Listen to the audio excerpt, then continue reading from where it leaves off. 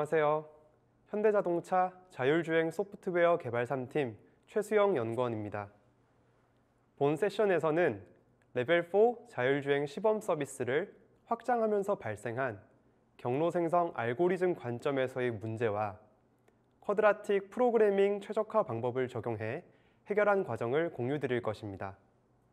즉, 레벨 4 자율주행 시스템의 지역 경로 생성 알고리즘에 대한 이야기보다 시범 서비스의 확장에 따른 문제와 해결 과정에 초점을 맞추어 설명하겠습니다. 먼저 본 발표의 개요를 설명하겠습니다. 작년부터 레벨 4 자율주행 시범 서비스를 런칭하고 지역과 차종을 확대하였습니다.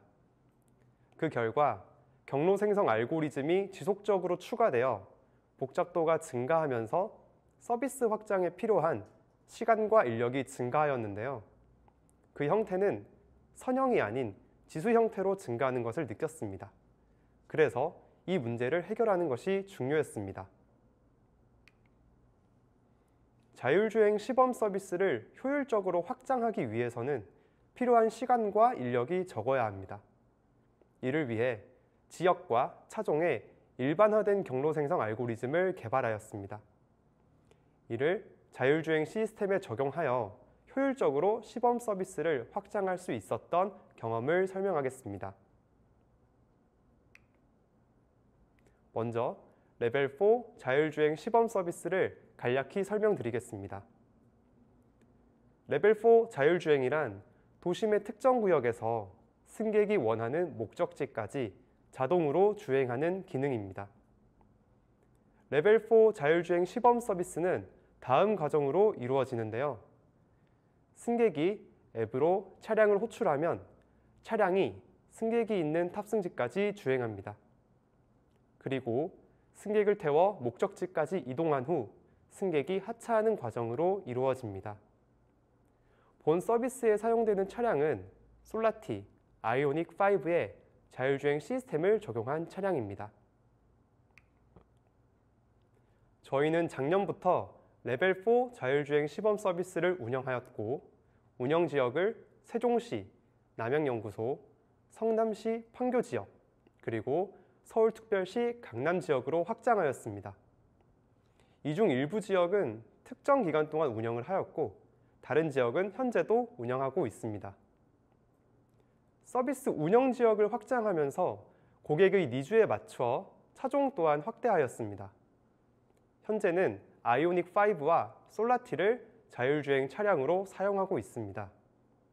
이렇게 자율주행 시범 서비스의 운영 지역과 차종을 확대해 나가며 기술의 완성도를 높이고 있습니다. 시범 서비스의 지역과 차종을 확대할 때 시스템의 알고리즘 레벨에서 고려해야 할 부분은 지역 경로 생성 알고리즘입니다. 이는 전역 경로 상에서 현재의 도로 상황을 고려하여 안전하고 효율적인 주행 경로를 생성하는 역할을 수행합니다. 좌측 그림은 자율주행 차량 관점에서 인지되는 도로의 상황입니다. 초록색 카펫은 전역 경로인데요. 기본적으로 자율주행 차량은 이를 추종하면서 현재의 도로 위 주행 객체와 교통 신호 등을 고려해 주행할 지역 경로를 생성합니다. 자율주행 차량의 주행 경로는 몇 가지 요구 사항이 있습니다. 첫 번째로는 충돌 위험이 없는 안전한 경로여야 합니다. 두 번째는 차량의 운동 특성을 고려해 물리적으로 추종 가능한 경로여야 합니다. 마지막으로 승차감을 위해 부드러운 경로여야 하죠. 이러한 요구 사항으로 인해 시범 서비스의 확장이 지역 경로 생성 알고리즘의 비대화, 복잡도 증가와 같은 문제를 유발하는데요. 그 이유를 조금 더 자세하게 살펴보겠습니다. 자율주행 차량의 운영 지역이 확장되면 필연적으로 다양한 도로 상황과 형상의 대응이 필요합니다. 그리고 지역별로 특이 도로 형상에 대한 고려 또한 필요합니다. 그 예시를 보겠습니다. 본 페이지의 그림은 각각 판교 그리고 강남 지역의 교차로 좌회전 구간입니다. 세 개 구간의 도로별 지오메트리와 특징은 모두 다른데요. 각 그림에서 초록색 카펫은 전역 경로, 빨간색 선은 특이사항을 표시한 것입니다. 첫 번째 구간은 고곡률 좌회전 구간입니다. 본 구간에서는 차량의 운동 특성을 고려해 곡률을 완화한 주행 경로 생성이 필요합니다. 두 번째 구간은 유도선이 존재하는 구간인데요. 유도선의 곡률이 선형적으로 변하지 않는 특이 형상 구간입니다. 이곳에서는 유도선을 추종하면서 승차감 향상을 위해 부드러운 경로 생성이 필요합니다. 세 번째 구간은 다차로 구간이면서 보행섬이 존재하는 구간입니다. 자차가 2차로를 주행한다고 가정하면 1차로 주행 차량과의 충돌 위험이 없는 주행 경로를 생성해야 합니다. 1차로를 주행한다고 가정하면 2차로 주행 차량과 보행섬이 충돌하지 않는 경로 생성이 필요합니다. 인간 운전자에게는 본 3개의 구간이 조금 특이한 교차로 좌회전 구간일 뿐이고 각 구간을 주행하는 데 있어서 특별한 의식은 필요 없습니다. 아마도 주행을 잘 하겠죠. 하지만 자율주행 차량에게는 도로별 지오메트리와 특징을 고려한 경로 생성이 필요합니다. 좌회전만큼이나 교차로 우회전 구간도 도로 형상과 상황이 다양한데요. 첫 번째 그림은 보행섬이 존재하는 우회전 구간입니다. 이 구간에서는 보행섬과 우측 연석을 고려해 충돌하지 않는 경로 생성이 필요합니다. 두 번째 그림은 우측 연석의 형상이 특이한 구간입니다. 곡률이 선형적으로 변하지 않기 때문에 부드러운 경로를 생성하면서 우측 연석과 충돌 위험이 없는 경로 생성이 필요합니다. 본 상황에서 그림을 보시면 좌측 차로의 전방에 오토바이가 2대 우측으로 편향되어 있는 것을 볼 수 있습니다. 따라서 본 구간에서는 좌측 차로 주행 객체와의 충돌 위험이 없는 경로 생성 또한 필요합니다. 세 번째 구간은 편도 1차로의 좁은 우회전 구간입니다. 본 구간에서는 우회전 이후 맞은편 주행 차로를 침범하지 않아야 합니다. 그리고 선의 반경이 좁은 구간이기 때문에 차량의 최소 회전 반경을 고려하여 추종 가능한 경로를 생성해야 합니다. 이렇게 교차로 좌회전 그리고 우회전의 예시를 통해서 레벨 4 자율주행 시범 서비스의 지역을 확장할 시 다양한 도로 상황 그리고 형상에 대한 대응이 필요하다는 것을 알 수 있습니다. 즉, 경로 생성 알고리즘이 대응해야 할 주행 케이스가 늘어나는 것을 알 수 있습니다. 또한 자율주행 차종의 확대도 주행 케이스를 늘리는 요소인데요. 서비스 지역을 확장하면 지역 내 고객의 니즈에 맞추어 차종을 선택합니다. 저희는 지역별로 솔라티와 아이오닉 5 차량을 개조하여 자율주행 차량으로 사용하고 있습니다. 본 2가지 차량은 재원과 운동 특성이 각각 상이한데요. 전장, 전폭, 축거 등의 재원이 다르기 때문에 위험도 판단 시 고려해야 할 영역의 크기가 다릅니다. 그리고 운동 특성이 다르기 때문에 차량별로 추종 가능한 최소 회전 반경이 달라지게 되죠.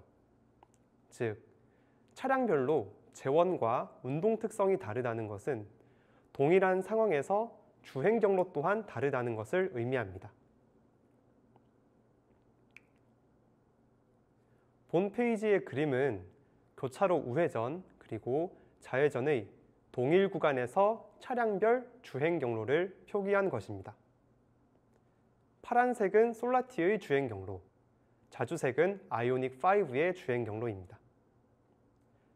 첫 번째 우회전 구간은 우측 연석과 충돌하지 않고 좌측 차로에 침범하지 않는 경로 생성이 필요합니다. 솔라티는 아이오닉 5 대비 전장이 1.6m가량 긴데요. 그렇기 때문에 우측 후륜과 연석 간의 충돌 방지를 위해서 아이오닉 5 대비 조금 더 직진한 후 선회하는 경로로 주행하게 됩니다. 즉, 재원이 다르기 때문에 동일 구간에서 다른 경로를 생성하게 됩니다. 두 번째, 자회전 구간은 고곡률 구간입니다. 본 구간에서는 승차감 향상을 위해 곡률을 완화한 경로를 생성해야 합니다. 솔라티는 아이오닉 5 대비 최소 회전 반경이 더 큽니다. 이를 고려해 선회 반경이 더 큰 경로로 주행하게 됩니다. 이 경우는 차량 간 운동 특성, 즉 회전 반경이 다르기 때문에 경로가 달라지는 것을 알 수 있습니다. 이렇게 차종별 재원 그리고 운동 특성의 차이에 따라 동일한 주행 환경에서 필요한 주행 경로가 달라집니다. 즉, 차종의 확대는 운영 지역 확장과 마찬가지로 경로 생성 알고리즘이 대응해야 할 주행 케이스가 늘어남을 의미합니다. 지금까지의 문제 상황을 정리해 보겠습니다. 레벨 4 자율주행 시범 서비스를 더 많은 지역 그리고 다양한 차종으로 확장하게 되면 경로 생성 알고리즘이 대응해야 할 주행 케이스가 늘어나게 됩니다. 이는 알고리즘의 비대화 및 복잡도 증가를 야기하게 되는데요. 이로 인해 알고리즘을 유지보수하거나 신규 기능을 개발하여 적용할 때 효율이 감소하게 되고요. 서비스 확장에 필요한 시간과 인력은 빠르게 증가하게 됩니다. 본 연구에서는 이 문제를 해결하고자 하였습니다. 문제를 파악한 후 문제 해결 목표를 정의하였습니다. 서비스 확장은 주행 케이스의 증가를 의미합니다. 이때 주행 케이스 증가에 따라 알고리즘 복잡도 증가를 방지하기 위해서 일반화된 경로 생성 알고리즘 개발을 목표로 삼았습니다. 일반화의 목표는 세부적으로 첫 번째, 경로 생성 알고리즘이 다양한 도로 형상 그리고 상황에 동일하게 적용 가능해야 한다는 것입니다. 두 번째는 다양한 차종에 동일하게 적용 가능해야 한다는 것입니다. 이를 조금 더 구체화한 내용을 살펴보겠습니다. 첫 번째는 도심 속 다양한 도로 상황과 형상을 일반화하기 위해 주행 가능 영역이라는 개념을 정의하였습니다. 주행 가능 영역이란 자율주행 차량이 장애물과의 충돌 없이 목표 지점까지 주행할 수 있는 영역을 의미합니다. 다양한 도로 상황을 주행 가능 영역이라는 단일 신호로 취한할 수 있으면 경로 생성 알고리즘은 단일 신호를 기반으로 경로를 생성하면 됩니다. 주행 가능 영역은 현재의 도로 상황에서 객체 인지 결과와 정밀 지도 데이터로부터 추출됩니다. 본 신호는 좌우 경계, 추종 가능 경로, 그리고 경로의 시작점 및 종료점 세 가지로 구성됩니다. 좌우 경계는 자율주행 차량의 주행 방향 기준으로 좌우 충돌하면 안 되는 지점을 의미합니다. 추종 가능 경로는 좌우 경계의 중앙에 위치한 경로입니다. 그리고 경로의 시작점은 자율주행 차량의 현재 위치, 종료점은 도달해야 할 위치입니다. 주행 가능 영역 추출 예시를 설명드리겠습니다. 본 페이지의 그림들은 도심 내 다양한 도로 상황들입니다. 해당 상황들은 실제 실차 실험에서 얻은 로그 그리고 시뮬레이션으로 구성하였습니다. 각각 고곡률 자회전 상황, 우회전 중 주차 객체를 회피해야 하는 상황, 그리고 정차 객체를 회피해야 하는 상황입니다. 각 도로 상황들에서 박스로 표현된 객체 인지 결과와 차선 및 연석 등의 정보를 포함하고 있는 정밀 지도로부터 주행 가능 영역 신호를 추출하게 됩니다. 먼저 초록색으로 표현되어 있는 전역 경로와 정밀 지도의 차선 정보로부터 주행 가능 영역을 1차적으로 추출합니다. 그리고 해당 영역 내 회피 객체를 반영하여 주행 가능 영역을 업데이트합니다. 각 상황별 주행 가능 영역 추출 결과는 다음과 같습니다. 주황색 영역이 주행 가능 영역을 의미합니다. 주황색 선이 주행 가능 영역의 좌우 경계이고 파란색 점선은 추종 가능 경로입니다. 경로의 시작점은 초록색으로 표현된 차량의 현재 위치, 종료점은 화살표가 위치한 곳입니다. 첫 번째, 고곡률 좌회전 구간에서는 좌측의 유도선과 우측의 가상선을 바탕으로 주행 가능 영역을 추출했습니다. 두 번째, 우회전 중 주차 객체 회피 상황과 정차 객체 회피 상황은 양쪽 차선을 기준으로 주행 가능 영역을 설정한 후 주정차되어 있는 객체를 제외하여 주행 가능 영역을 추출합니다. 이렇게 다양한 도로 상황을 3개의 신호로 구성된 주행 가능 영역이라는 일반화된 신호로 치환하고 이를 경로 생성 알고리즘의 입력 신호로 사용하게 됩니다. 두 번째 목표는 차종의 일반화된 경로 생성 알고리즘 개발입니다. 이를 위해 차량 재원과 운동 특성을 반영한 경로 생성 알고리즘 개발을 목표로 설정했습니다. 그 이유는 안전을 위해서 충돌 판단 기능을 수행하는 데 차량의 재원이 사용되기 때문입니다. 그리고 물리적으로 추종 가능한 경로 생성을 위해 회전 반경과 같은 운동 특성을 고려해야 하기 때문입니다. 저희는 지금까지 레벨 4 자율주행 기능을 개발하면서 넥소, 아이오닉 5, 솔라티 차량을 사용했습니다. 본 페이지의 그림에서 보듯 아이오닉 5와 솔라티의 재원만 비교하더라도 차이가 존재하는데요. 향후에는 승용차 혹은 상용차뿐만 아니라 트랙터, 트레일러와 윙바디 같은 큰 차량에도 자율주행 시스템이 적용될 수 있기 때문에 재원과 운동 특성의 일반화된 알고리즘 개발을 목표로 설정하였습니다. 본 해결 목표를 달성하기 위해 다양한 경로 생성 기법들을 검토하였습니다. 경로 생성 알고리즘은 지금까지 학계에서 많이 연구된 주제입니다. 그리고 로봇, 게임 산업에도 활발히 적용되었는데요. 저희는 이 다양한 기법들을 크게 샘플링 기반의 기법, 그리드 서치 기반의 기법, 인터폴레이팅 곡선 기반의 기법, 최적화 기법, 그리고 학습 기반 방식으로 분류한 후 각 방식별 알고리즘을 검토하였습니다. 경로 생성 기법을 선택하기 위해 선정 조건을 먼저 설정하였는데요. 첫 번째는 도로 상황에 일반화하기 위해서 주행 가능 영역 신호 기반의 경로 생성이 가능해야 함. 두 번째는 차량 재원을 고려해 충돌 판단이 가능해야 함. 세 번째는 차량의 운동 특성을 고려해 경로의 공유를 제한할 수 있어야 함. 마지막으로 승차감을 위해 부드러운 경로 생성이 가능해야 함입니다. 각 기법별로 이 4가지 조건의 만족 여부를 확인하였습니다. 그중 최적화 기법이 4가지 조건을 가장 잘 만족한다고 판단을 하였고, 최적화 방법 중에서도 컨벡스 특성을 가지고 있는 쿼드라틱 프로그래밍 기법 이하 QP 최적화 기법을 선택하였습니다.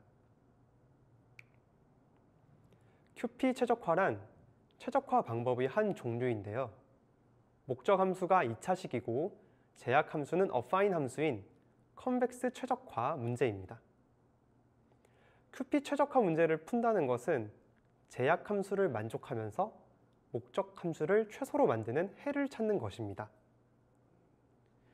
QP 최적화 기법을 자율주행 차량의 경로 생성 알고리즘에 적용하기 위해서는 경로 생성의 요구 사양을 최적화의 목적 함수와 제약 함수로 설정해야 합니다. 즉, 경로 생성 문제를 QP 최적화 문제로 구성해야 합니다.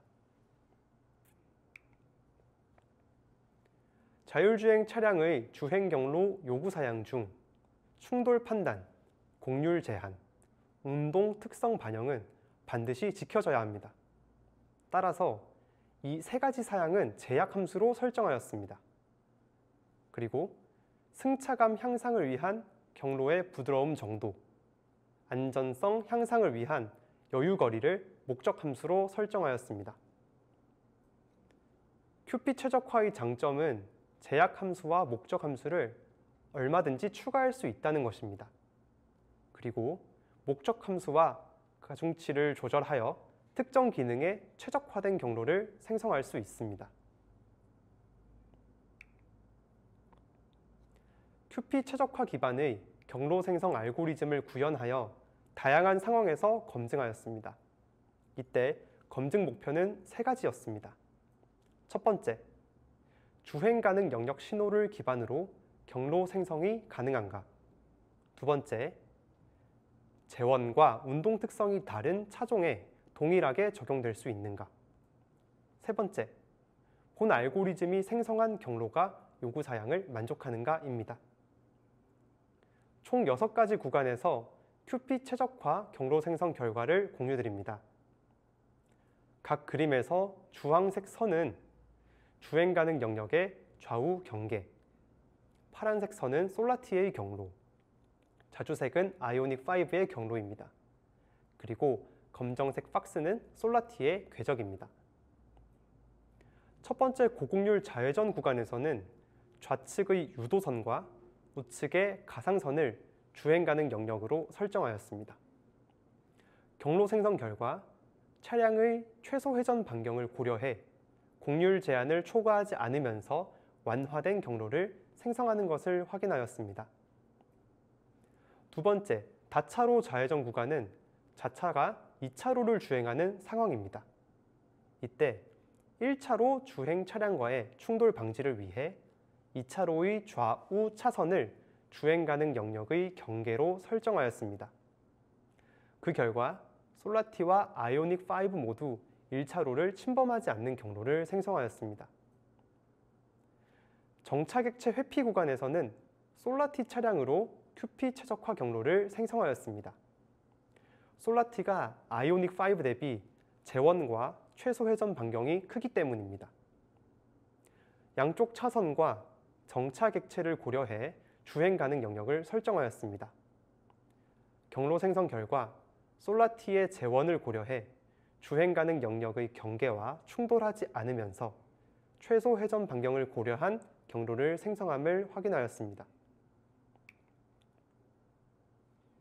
보행섬 전제 우회전 구간에서는 보행섬의 연석과 우측 연석을 주행 가능 영역으로 설정하였습니다. 경로 생성 결과 좌우 연석에 충돌하지 않는 우회전 경로를 생성하였습니다. 다음, 1차로 좁은 우회전 구간에서는 맞은편 주행 차로를 침범하지 않도록 중앙선을 주행 가능 영역의 좌측 경계로 설정하였습니다. 그리고 우회전 시 우측 연석의 충돌 방지를 위해 연석을 우측 경계로 설정하였습니다.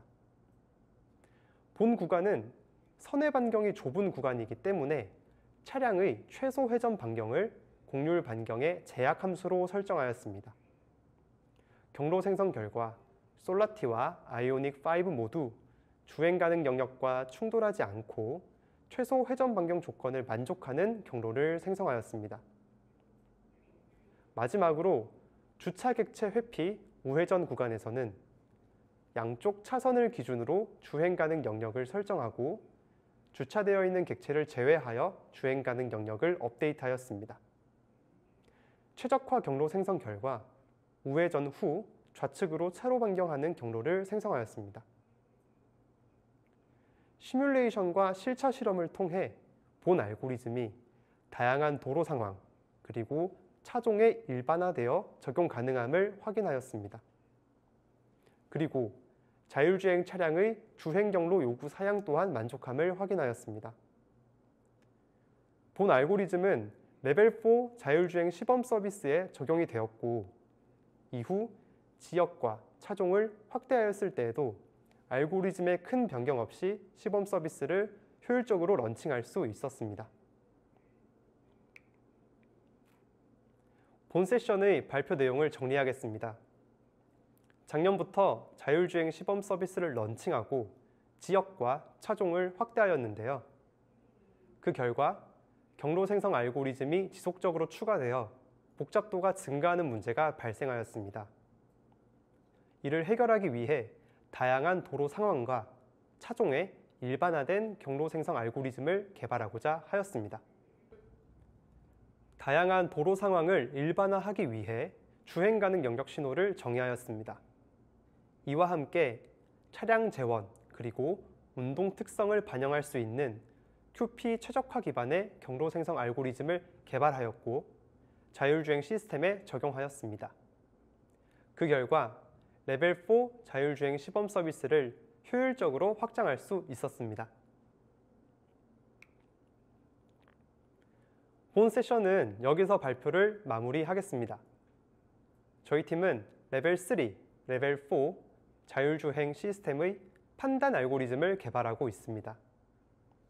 현재 운영 중인 시범 서비스를 포함해서 앞으로도 고객을 위해 다양한 지역과 더 많은 차종으로 자율주행이 가능하도록 알고리즘을 개발하고 고도화하고 있습니다. 앞으로도 풀어야 할 흥미로운 문제들이 많이 남아 있는데요. 자율주행에 관심 있으시다면 이러한 문제를 같이 풀어나가면 좋겠습니다. 이상 본 발표를 마치도록 하겠습니다. 경청해 주셔서 감사합니다. 네, 여러분 안녕하세요. 반갑습니다. 저는 자율주행 소프트웨어 개발 3팀에서 근무하고 있는 최수영 연구원입니다. 이번 개발자 컨퍼런스에서 레벨 4 도심 자율주행을 위한 쿼드라틱 프로그래밍 최적화 기반 지역 경로 생성 알고리즘 개발을 주제로 발표를 진행하였습니다. 먼저 제가 근무 중인 팀과 제 업무에 대해서 간단히 말씀을 드리겠습니다. 제가 속한 자율주행 소프트웨어 개발 3팀은 레벨 3 그리고 레벨 4에 해당하는 자율주행 시스템을 개발을 하고 있고요. 시스템 중에서도 판단 알고리즘을 개발하고 있습니다. 그 중에서 저는 레벨 4 자율주행 시스템의 지역 경로 생성 알고리즘 개발 실무를 담당하고 있습니다. 제가 발표한 주제는 저희 회사가 현재 3개의 지역에서 레벨 4 자율주행 시범 서비스를 운영을 하고 있습니다. 각각 남양연구소, 판교, 그리고 강남 지역인데요. 이 3개의 시범 서비스를 동시에 딱 시작한 것이 아니라 하나의 지역에서 출발하여 순차적으로 지역을 확장해왔습니다. 그 과정에서 경로 생성 알고리즘 측면에서 발생한 복잡도 증가의 문제를 해결했던 과정을 발표드린 것이었습니다. 제가 발표에서 제안한 내용은 현재 시범 서비스의 교차로 주행에 적용이 되어 있습니다. 지난주에 발표 영상이 공개가 된 후에 사전 질문을 해주신 분들이 계십니다. 여러 가지 좋은 질문들을 해주셔서요. 먼저 그분들의 사전 질문 답변을 먼저 해드리겠습니다. 사전 질문에 답변 드리는 동안에도 질문을 남겨주시면은요. 사전 답변 이후에 제가 답변을 드릴 수 있도록 하겠습니다. 그리고 만약 보안상 말씀드리기 힘든 부분이 있다라면은 말하는 데 제한이 좀 있을 것 같은데요. 이 부분은 미리 양해를 부탁드리겠습니다. 네, 사전 질문은 총 5가지였고요. 5개 질문에 대해서 답변을 드리겠습니다. 첫 번째는 손민기님의 질문이었습니다. 질문 내용은 지역 경로 생성 시 주행하는 방향에 장애물이 있다면 어떤 원리로 지역 경로가 재생성되나요? 또한 지역 경로를 생성할 때 아무래도 차량이 차선 내부로 이동해야 하므로 차선 감지 기술이 필수적이라고 예상되는데 차량의 전방 기준으로 몇 차선까지 탐지하여 지역 경로 생성에 유효한 데이터로 쓰이는지 궁금합니다. 라고 해주셨습니다. 이게 2가지 질문이신 것 같아요. 장애물이 존재할 때 지역 경로를 어떻게 재생성을 하냐, 그리고 자율주행 차량의 관심 영역을 어떻게 선정하느냐인 것 같습니다. 자차의 주행 경로 위에 장애물이 있을 경우에는 먼저 주행 경로를 생성하기 이전에 차량의 거동을 결정하는 레이어가 있습니다. 예를 들어 차량의 전방에 장애물이 있다라고 한다면은 선택할 수 있는 고동은 여러 가지가 될 건데요. 옆차로로 차로 변경을 할 수도 있고 차로 내에서 해당 장애물을 회피할 수도 있겠죠. 그거 두 개가 아니면은 잠시 멈췄다가 그 장애물이 사라질 때까지 대기를 수도 있을 것입니다. 이렇게 거동을 결정하는 레이어가 존재하고 각 거동별로 경로를 생성하여 이에 적합한 경로를 최종으로 선택해 주행하는 전략을 취할 수 있습니다. 그리고 두 번째로 관심 영역의 경우는 차량의 거동 상황에 따라서 좀 다릅니다. 차로 변경을 할 때에는 당연히 진입하고자 하는 타겟 차로를 보아야 할 것이고 그 타겟 차로의 옆 차로도 보아야 할 필요가 있을 것입니다. 반면에 특히 유턴 구간의 경우에는 자차가 유턴을 할 때 우회전에서 합류하는 차량이 있을 수 있습니다. 직진에서 합류하는 차량이 있을 수도 있고요. 이러한 객체와의 위험도 판단을 하기 위해서 유턴 이후 구간의 최우측 차로, 즉 막차로까지도 저희가 관심 영역으로 설정을 하여서 주행 경로에 사용을 하고 있습니다. 즉 차량의 거동에 따라서 관심 영역은 가변적이다라고 말씀을 드리겠습니다. 그리고 손민기님께서 추가적으로 질문을 더 해주셨습니다. 만약에 일방 통행 도로와 같이 차량이 이동할 수 있는 방향이 한 방향으로 제한될 때 전방에 장애물이 존재한다면 차량이 움직일 수 있는 경로가 제한될 것으로 예상됩니다. 이 상황에서 차량이 장애물이 제거될 때까지 멈춰서 대기하는지 아니면 돌발 상황에 따른 예외적인 알고리즘이 존재하는지 궁금합니다.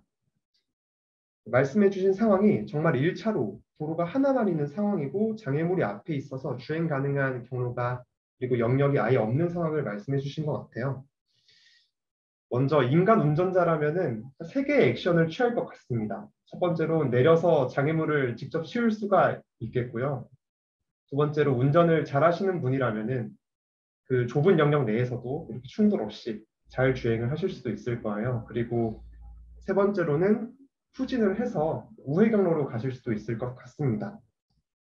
그런데 자율주행의 경우, 특히 레벨 4 자율주행의 경우 일단 인간 운전자가 없다라고 가정을 하기 때문에 장애물을 치울 수는 없죠. 그리고 좁은 영역에서 주행을 한다고 해도 불확실성이 있습니다. 먼저 센서 인지 결과의 불확실성이 있을 것이고 센서 인지 결과의 정확성이 높다 하더라도 시기나 제어의 불확실성이 있을 거예요. 그렇기 때문에 이것도 적절한 선택은 아닙니다. 저희는 이런 문제를 해결하기 위해서 사용할 수 있는 방법은 인프라를 활용하는 건데 관제 시스템을 이용할 수 있습니다. 관제 시스템이라고 함은 자율주행 차량에서 송신해주는 정보를 바탕으로 관제사, 즉 인간이 판단을 내려줄 수 있는 거죠. 그 경우 이렇게 막다른 길에 왔을 때 자율주행 차량이 센서의 인지 결과와 차량의 상태값을 관제사에게 송신하게 되면 관제사가 직접 판단을 내려서 좋아, 후진해서 우회 경로로 가자라는 판단을 대신 수행해 줄 수 있습니다. 네, 저희는 실제로도 관제 시스템과의 연동도 고려해서 기능 개발을 진행하고 있습니다. 두 번째 질문인데요. 박영웅님의 질문입니다. 현재 시중에 나와 있는 자율주행 개발 단계를 보면 고속도로에서는 이미 운전자가 크게 신경을 쓰지 않아도 충분히 주행이 가능하다고 알고 있습니다. 하지만 이외에 해당하는 골목길, 시내도로 같이 다양한 변수까지 대처를 해야 하는데 개발자 입장에서 가장 대처하기 어려운 상황은 어떤 상황인가요? 말씀해 주신 것처럼 고속도로에서 자율주행 기능들은 제품이 되어서 나온 것도 있고 실제로 저희 회사가 준비하고 있는 기능들도 있습니다. 고속도로와 다르게 도심의 경우에는 여러분들도 잘 아시겠지만 굉장히 다양한 변수들이 많죠.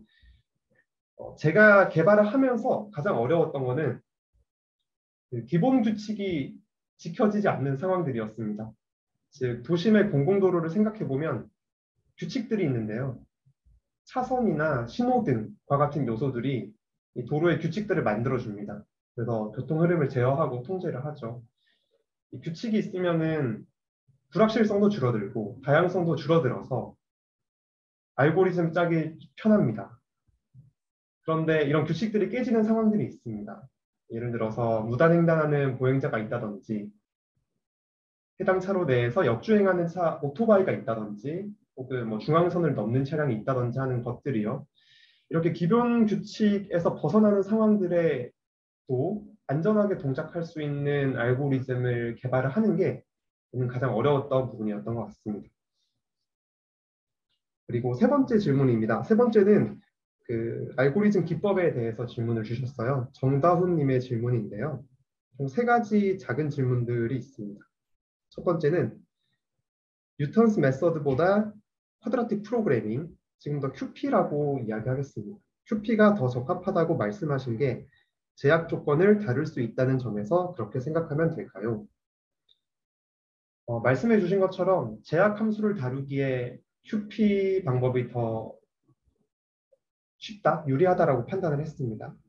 먼저 뉴턴 메서드는 제약 함수가 없는 상황에서 fx는 c 혹은 0의 값을 찾는 방법이고요. 자율주행의 경로 생성 같은 경우는 반드시 지켜져야 될 상황들이 있습니다. 첫 번째로 충돌 판단이 이루어져야겠죠. 충돌을 하면 안 되고, 두 번째로는 차량의 재원이나 넌 헐러너미 특성을 고려해서 최소 회전 반경 조건을 만족해야 됩니다. 경로 포인트가요. 이렇게 제약 함수를 고려할 수 없다라는 것이 단점이라고 생각을 했습니다. 그리고 경로 포인트별로 스테이트를 삼아서 QP 최적화를 풀었는데 뉴턴 메서드는 이 스테이트 간의 관계를 설정하는데도 어렵다라고 판단을 했습니다. 그래서 말씀해 주신 QP가 제약 조건을 다루기에 좀 더 적합하다라는 말이 저도 그렇게 판단을 했습니다. 그리고 QP 솔버에 대해서 추가적으로 질문을 해주셨는데 사전 질문 이후에 연결해서 답변을 드리도록 하겠습니다. 그리고 두 번째 QP의 솔버는 어떤 걸 쓰셨나요? 저희가 간단하게 직접 개발을 해서 쓰기도 하고 또 테스트 시에는 오픈소스 솔버를 사용하기도 합니다. 대표적으로 OSQP 솔버도 있고요. 그리고 세 번째 작은 질문인데요. 일반적으로 사용하는 QP 솔버는 컨벡스 문제에 대해서만 성능이 보장되고 실제 상황에서는 넌 컨벡스 제약 조건이 훨씬 많은데 이때는 혹시 어떻게 접근하실 건가요? 간략하게 먼저 이 질문의 배경에 대해서 간략하게 말씀을 드리면 QP 솔버라는 것은 문제가 컨벡스일 때만 해를 빠르게 찾을 수 있습니다. 즉 연산 시간이 적다라는 말이죠. 그런데 넌 컨벡스 상황에서는 해를 못 찾을 수도 있고 해를 찾더라도 최적 경로가 아닐 수도 있어서 그 부분을 질문해 주신 것 같습니다. 경로 생성 문제를 컨벡스 문제로 만드는데 노력을 했습니다. 대표적으로 이 QP 문제의 목적 함수에서 헤시안 매트릭스를 파지티브 데피니트 매트릭스로 설정을 했고요. 이렇게 설정을 했을 때 우리가 원하는 상황에서 최적화 경로가 우리가 의도한 대로 나오게끔 목적 함수의 텀을 설정하는데 노력을 했습니다. 다시 말해 경로 생성 문제를 컨벡스화 형태로 구성하기 위해 개발을 했다라고 이해해 주시면 되겠습니다. 실제로 QP 최적화가 맞는 방법은 아닌데요. 제약 함수의 경우에 사용해야 되기 때문에 차량의 충돌 판단이나 곡률 제한 같은 것을 선형화해야 됩니다. 이에 따른 오차도 있어서 이것을 어떻게 보상할 것인가 하는 것도 재미있는 주제 중에 하나일 것 같습니다. 그리고 네 번째, 다섯 번째 질문, 마지막 질문인데요. 김우중님께서 질문을 해주셨습니다. 주행 가능 영역 내에 좌우 여유거리 최대화를 목적 함수의 텀으로 설정했다고 하셨습니다. 이때 주행 불가능 영역을 만드는 다양한 장애물들, 차선이랑 가드레일, 보행자, 자동차 등이 있죠. 이런 종류에 관계없이 동일한 좌우 여유 거리를 두고 주행하도록 최적화하는 것인지 아니면 장애물에 따라 다른 여유 거리를 두고 주행하도록 하는지 궁금합니다. 만약에 다른 여유 거리를 둔다라면은 그 거리 비율을 장애물에 따라 어떻게 선정하셨는지 궁금합니다. 라고 질문해 주셨습니다. 먼저 장애물의 종류에 따라서 그 주행 가능 영역의 경계까지, 그 장애물까지의 여유 거리가 달라져야 된다라는 생각으로 질문을 해주신 것 같아요. 저도 동의하는 부분입니다. 실제로 자차가 총 3차로의 도로에서 2차로를 주행한다고 가정을 하고 1차로에는 차가 없다라고 가정을 하겠습니다. 반면 3차로에는 차가 있죠. 이때 왼쪽 경계를 차선으로 설정을 하고 우측 경계를 차량으로 설정을 했다라면은 각각 차량과 차선까지의 여유 거리를 똑같이 해야 되냐? 그게 최적 경로가 맞느냐를 생각해 보면 좀 고민해야 될 부분들이 있습니다. 먼저 제가 발표했던 주제는 시범 서비스를 확장하면서 지역이랑 차종의 일반화된 경로 생성 알고리즘을 만들자가 주된 목표였고요. 그렇기 때문에 주행 가능 영역의 경계를 뽑고 좌우 여유 거리를 설정하는 데 있어서는 그 객체의 타입, 속성을 고려하진 않았습니다. 그래서 동일한 좌우 여유 거리가 생성이 됩니다. 다만 말씀해 주신 상황을 대응하기 위해서 제가 발표한 알고리즘 이후에도 하나의 레이어가 더 존재합니다. 주행 객체의 타입을 고려해서 우측에 있는 차량이 더 가까울 경우 편향을 하는 식으로 주행 경로를 업데이트하기도 합니다. 그리고 마지막 사전 질문입니다. 김우중 님께서 말씀해 주신 거고요. 쿼드라틱 프로그래밍으로 최적화된 경로를 미처 생성하지 못한다면, 즉 예측하지 못하는 상황에서 최적화된 경로를 생성할 수 없다라면은 이때 피지블한 해를 구할 수 없게 되는데 이때 어떻게 자율주행 자동차가 대처하도록 하셨는지 궁금합니다. 라고 해주셨습니다. 먼저 큐피 최적화로 해를 못 구하는 경우는 여러 가지 상황이 있겠지만 대표적인 경우는 제약 함수를 만족하는 정의역이 없는 경우입니다. 제약 함수로 설정한 것들이 충돌 판단이랑 공률 제한인데요. 반드시 지켜져야 되는 것들이죠. 근데 이 경우에 해당하는 해가 없는 것이죠. 다시 말해 인간 운전자에게도 운전하기 어려운 구간일 수 있습니다. 이때에는 가장 먼저 안전을 고려합니다. 충돌하지 않아야 되니까요. 그래서 차량의 재원이랑 정밀 지도 정보를 가지고 차량의 중심이 최대한 차로의 중앙을 추종하도록 경로를 생성합니다. 서브 패스 플래닝으로 보시면 될 것 같습니다. 이후에도 그리고 속도 제어를 통해서 안전을 확보하고요. 예를 들어 앞에 장애물이 있다면 정차를 할 수 있고요. 그래서 대기를 해서 이 상황이 해소되기를 기다립니다. 만약에 해소가 되지 않는다라면 앞서 말씀드렸던 그런 인프라, 관제 서버를 통해서 대응할 수 있을 것 같습니다. 현재는 안전을 고려해서 서브 패스를 만드는 방식으로 대처를 하고 있습니다. 네, 이렇게 사전 질문을 모두 말씀드렸습니다. 지금 질문 올려주신 것들이 있어서 제가 보고 답변을 해드리겠습니다.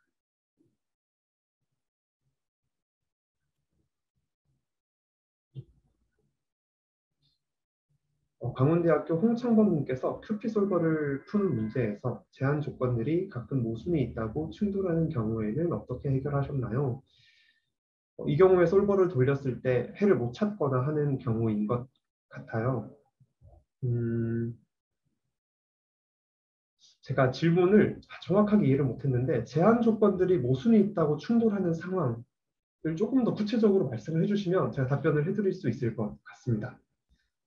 네. 유승목님께서 질문을 해주셨는데요.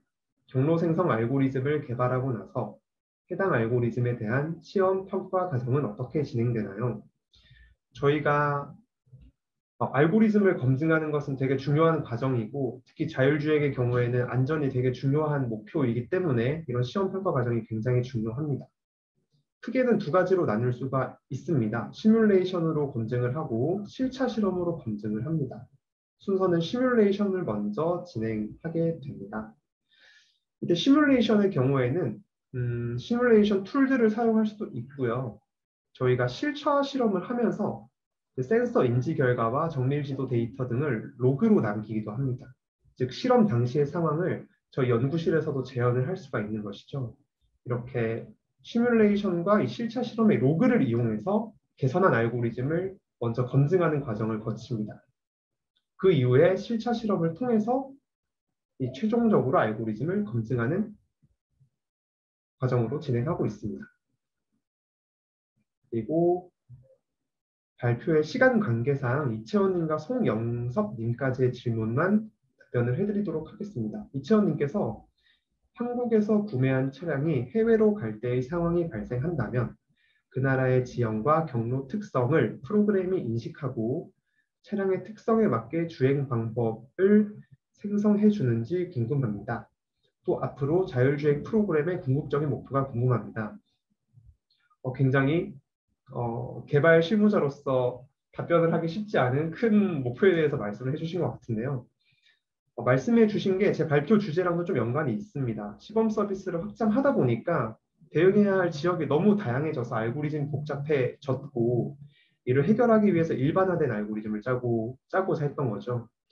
실제로 나라가 달라지게 되면은 당연히 지형도 달라지게 되고 도로 지오메트리에 영향을 크게 받는 경로 생성 알고리즘 특성상 그 나라 지형에 맞는 충분한 검증이 이루어져야 합니다.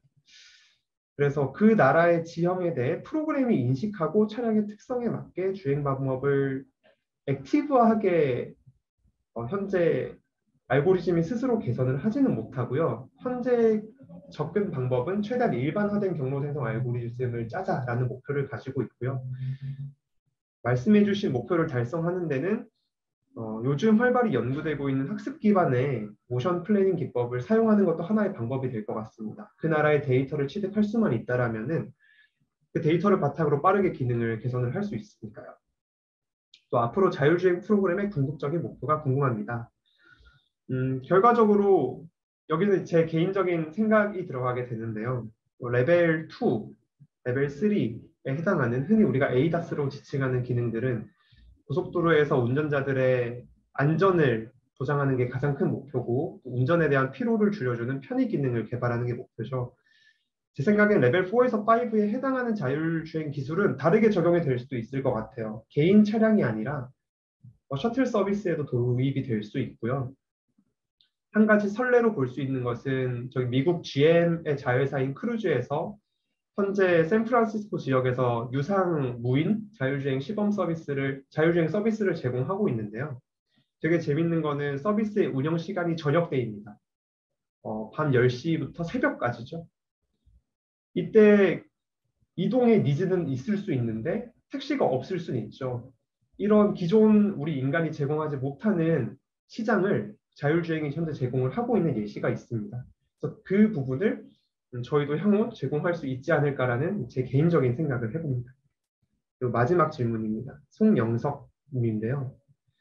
새로운 지역에 대한 자율주행차 배치를 위해 필요한 최소의 적응 기간은 얼마나 필요한가요? 그리고 적응을 위해 가장 중요한 요소들은 무엇인가요? 두 가지 질문을 해주셨는데요. 우선 새로운 지역에 갔을 때 기존 지역에서 개발한 기능들이 사이드 이펙트가 나타나지 않는지를 검증하는 게 가장 중요하고 기존 기능의 개선이 필요한지를 판단해서 실제 개선을 이루어내는 과정도 되게 중요합니다. 그 적응 기간이 얼마나 걸린다라고 딱 말하기는 굉장히 어렵고 힘든 주제이고요. 그럼에도 불구하고 가장 중요한 요소들은 아까 말씀드린 사이드 이펙트가 발생하지 않는가, 그리고 기존의 기능들이 충분히 잘 동작하는가를 안전성을 보장할 수 있을 정도로 검증하는 게 가장 중요한 것 같습니다. 마지막 질문들에는 제가 조금 포괄적인 질문들을 드렸던 것 같습니다. 네, 이렇게 제가 답변을 모두 드렸습니다. 모두 바쁘신 와중에도 관심을 가지고 이런 Q&A에 참석을 해주셔서 감사하고요. 아무쪼록 도움이 되셨길 바랍니다. 이 다음에도 발표가 남아 있으니까 좋은 시간, 도움되는 시간 되시길 바랍니다. 마지막으로 우수 질문자를 선정해야 되는데요. 본 발표를 준비를 하면서 저기 알고리즘에 관련돼서 질문 주신 정다운 님을 우수 발표자로 선정하겠습니다. 그 이유는 저희가 알고리즘을 개발을 할 때 이 알고리즘이 어떻게 동작하는지 그래도 수학적으로 잘 이해하고 사용을 해야 되는데 그 부분에 대해서 질문을 해주셨다라고 생각을 합니다. 네, 모두 경청해 주셔서 감사합니다. 좋은 하루 보내세요.